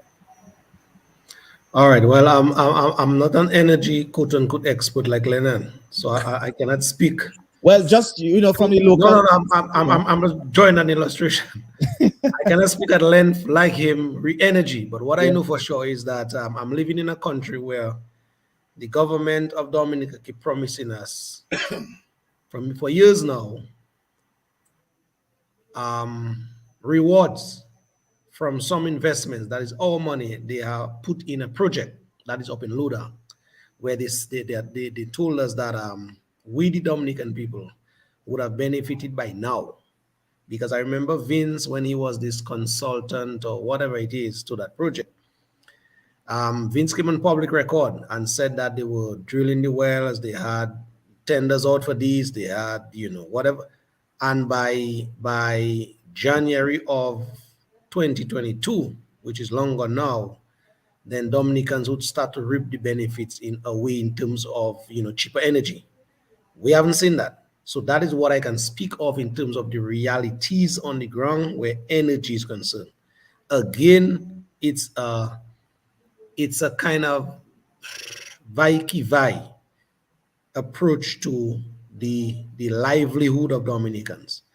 And we, the Dominican people, as I said before, we just have to muster the courage from wherever it is to, hold the government accountable, hold the government fit to the fire, so that when they tell us, when they promise us certain things as a people, then if they cannot come to scratch in terms of all what they said, but at least there should be some kind of recourse, there should be some kind of discussion with the people. And the kind of disrespect that goes on in that you tell us one thing, we see another thing, and then it's business as usual. So, a lot of money have been pumped, $300 and more million, they say, pumped into that project, and nothing for it thus far. Not a light bulb, nothing, not a half watt of power, nothing. Yeah. So that is in as much I will go in terms of mentioning the power crisis in Dominica. And every other month, persons complaining the bills going up. We know in the dry season, so it's a whole. It's Dominicans that really have to fix Dominica's problem, and that is where the situation lies. But what I would just want to say in conclusion, though, we're talking about solutions. And I realize we are all a man panel tonight, all men panel tonight. That is true. We men have a very interesting way of finding finding solutions and sustaining them. And so maybe just tonight we are missing on there a woman or two women if us to at least have their say. Women, I can tell you, when you see them at work, they make things happen. And so I think tonight we were missing that kind of balance in terms of the gender. But we No, can you're very right. You're very we right. can always make When up for that. a lady goes Ah. into, and a wife or mother goes into the kitchen and she Very looks well. and she see what's there, she can She have makes magic one. there. Yeah, That's it's, on She Sam. makes That's magic on there. Sam. so She makes you're magic there. definitely right. Lovely, that's And on so Sam. yeah. Yeah. And so finally, what I just want to say in terms of solutions now, Sam, you asked that question much earlier in the program as to where we at in terms of solutions in Dominica. That is why yours truly have basically embarked on a program called Civic Vibes. And the name speaks by itself. Civic. Yeah. We need to go back to the basics in Dominica, the fundamentals, the good morning, sir, good afternoon, ma'am, the hi, hello, excuse me, that kind of thing, and the engaging with people. Because I think we have lost that kind of way of life. And so all what we see happening today, it stems from we not knowing the way that people like Alvin and you guys grew up. And so there's that gap. And I think with a program like ours on Civic Vibes, whereby every Sunday from 4 to 6, we tend to go in the communities, go on the blocks, engage people in meaningful ways, especially the younger folks, so that they can understand what it is to be a citizen, their rights, their responsibilities. And so I personally say my generation is a lost generation. I say that, but I'm doing that work because the generation after me or even younger, then maybe because of that hard work that we're putting in, then Dominica's future will be in a much better position in terms of, standing up for country. So that is where I just want to end it tonight in terms of my delivery and say thank you and all the rest of the panel. It was, very good being among you guys tonight and just kind of trying to find solutions to Dominican problem. But at the end of the day, we can talk, but there are persons at the policy making level. And unless and until some of us can get into those prestigious positions, then our talk may just be falling on deaf ears. Possible, but we still have to have hope. Alvin, Yep. Yeah. Well, let me first of all start off by saying, Lofty, I don't think your generation is a lost generation. I don't believe so. I believe that in each and every one of us, in each and every Dominicans are very resilient, hardworking people. I think what has happened over the years, we've had a situation where, as I said, the rule of law has been thrown aside, or democracy has been challenged, civility. But I think we can still get back to the place where I think we all want to be. So I don't fully agree. I think there is still hope. On the question of the solutions and way forward, there are a number of things we could discuss tonight, which time does not permit. I mean, even on the question of the energy that we spoke about and Lennon just described, I mean, we didn't even mention what role Dawasco plays in that. Dawasco is supposed to be our water company. What about energy through hydro? So there are a number of opportunities that I think presents itself for our country. There's also the question which I wanted to mention, the whole question of the role of quote unquote those we refer to as the diaspora in the diaspora. To what extent are we leveraging our capital, our human resource, or financial resource from the diaspora? Lennon mentioned the question of companies being structured in a way that allows Dominicans to buy shares in those companies. If just for the purposes of the records tonight, in 2020, 49 million US dollars was transmitted to Dominica by way of remittances. Yeah. 49 million US dollars remittances. So that came out from the diaspora. They according to News America analysis of for the World Bank, a World Bank report on global remittances, 15 billion US dollars was sent back to the Caribbean region. Wow. $15 billion. Alvin, I don't want to stretch it out too far, but yes. That 49 million you mentioned, yes. Is there a number, or does it say what percentage of our GDP? Yes. It represents 13.478% of our GDP in 2020. Double digits. And that moved from a 4% GDP in 2000. So you see the trajectory of the increase. In 2000, we were talking about 4% of GDP. In 2020, it represented 13.47% of our GDP. Wow. So the point I'm trying to make is that these are Dominicans that are sending those remittances. And what are the solutions? We talk about small businesses.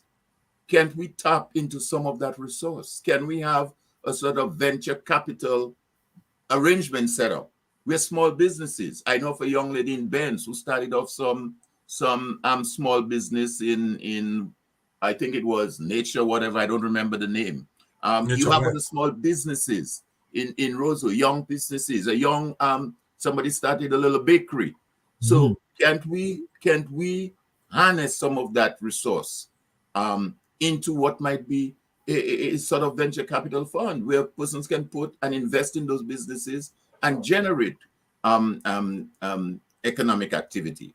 But again, that requires a certain level of leadership, a certain level of governing, a certain level of where you operate in a manner that is in accordance with laws and regulations and that type of thing. So I think there is hope. I believe the struggle is not an easy one. I will dare say that. It's nothing that shows good results comes easy. But I believe Dominicans are resilient enough to want to bring about change.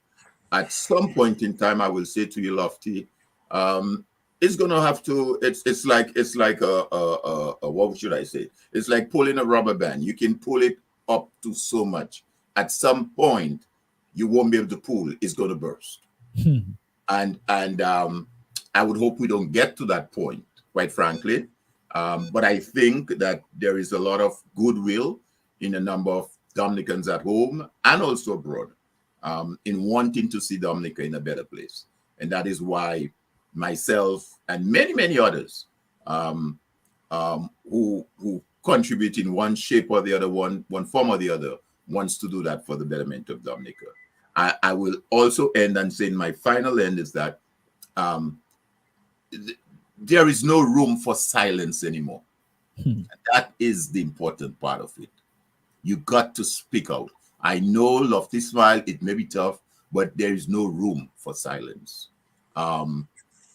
We got to speak out and say what is right and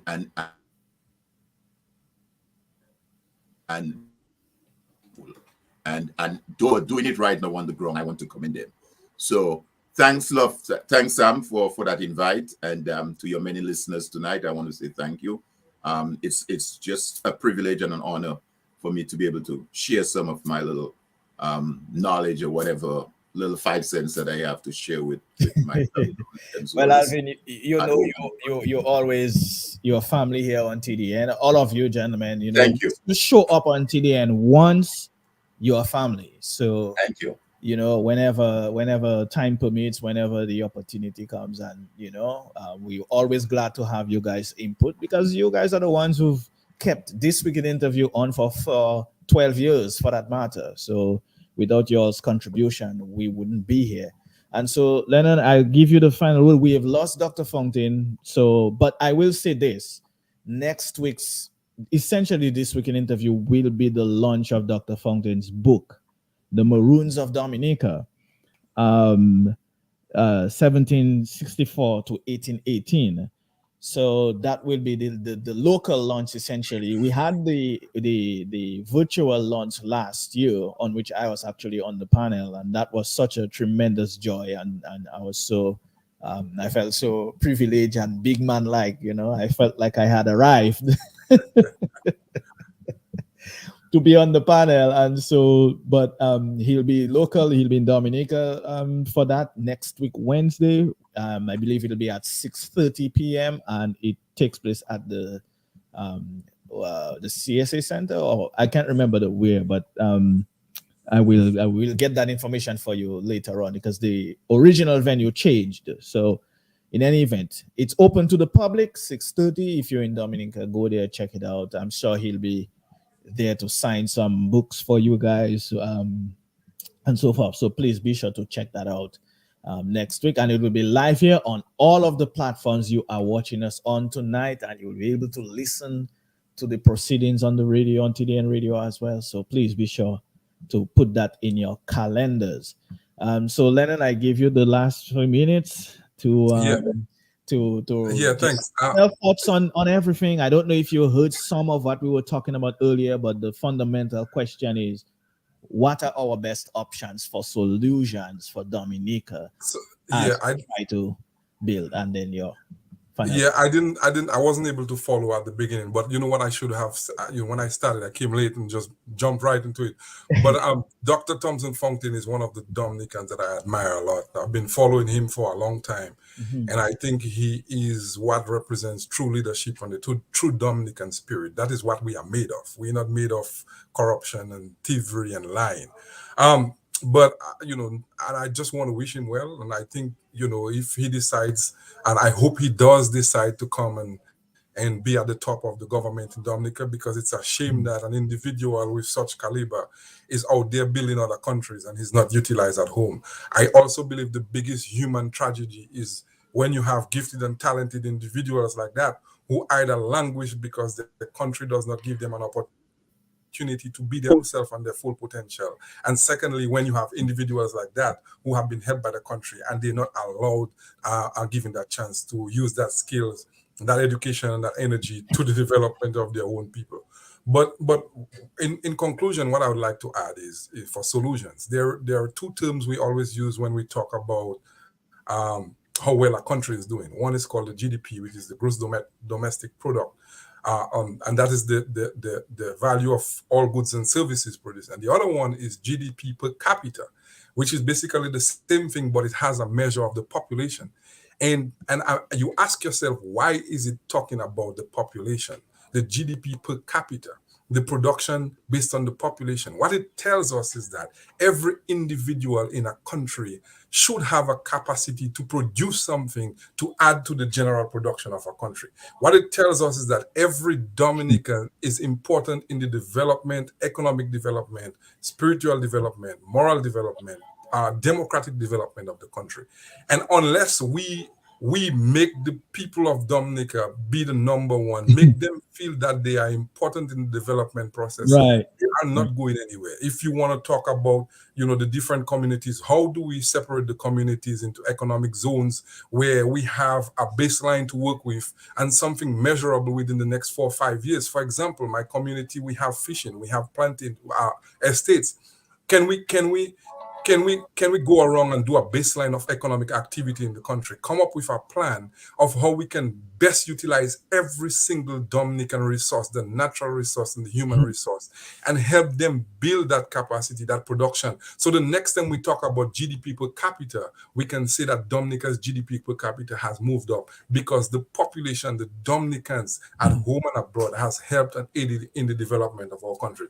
I think the biggest issue is understanding that we, the Dominicans, are the most important factor in the development of our country. And if we sit back silent and if we stay waiting on somebody to come and do it for us, the Chinese, the Spanish, the Russians, the Venezuelans, we'll get absolutely nowhere, because the GDP per capita is that every Dominican is important in the production of in its country. And I think once we start from there and realizing our importance in the entire process, we can work wonders. You start with a baseline. We can separate the countries in the country in economic zones. Who has fishing, where we have the most vegetables, where we can do juice, and put measures in place. Get a baseline and see how we can maximize production and maximize efficiency and development in this regions. That I must say is very impassioned, Lennon. I like your passion. I love your passion. I think you're very knowledgeable in in what you're speaking of, and you can see the big picture. I think that's probably the better thing. And then that's what we want. I think that solutions are not always telling people what to do. Nope. But showing them and being able to see the big picture, making them believe in themselves, making them believe in their value.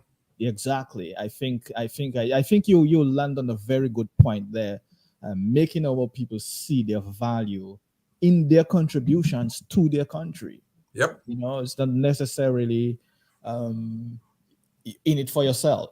Yeah. How do you measure GDP per capita and you don't pay attention to the value of the individuals in there? So I definitely appreciate that, and thank you for sharing that.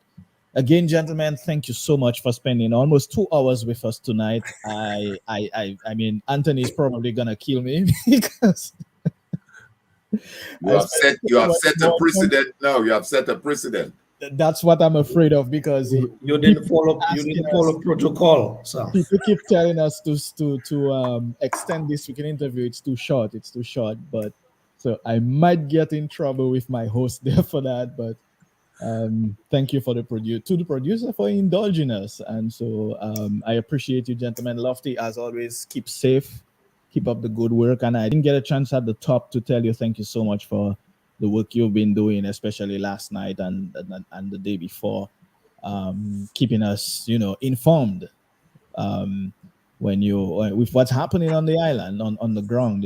Of all of us, you're the one who's done there the most, and so we appreciate you for that. If we haven't done that on TDN, I'm doing it right now. So thank you, Alvin. As always, thank you. Welcome.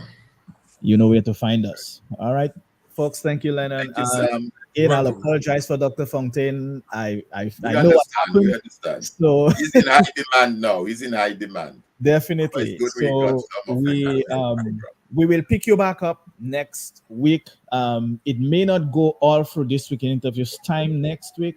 So what we will do is we will replay it for those who come in late. So whatever is going on with Dr. Fontaine's book launching, we will play that from. The event is supposed to be last probably up to 8:30. So almost right after that, we will replay it so that those of you who normally are in the This Week in Interview space, you can see it if you missed it. So thank you again, folks. Stay tuned. Anthony will be back in the following week. So have a good evening, and thanks for staying with us. Appreciate you. All right, take care. Bye-bye. All right, Len. Okay, love. See you, man. Love to see you.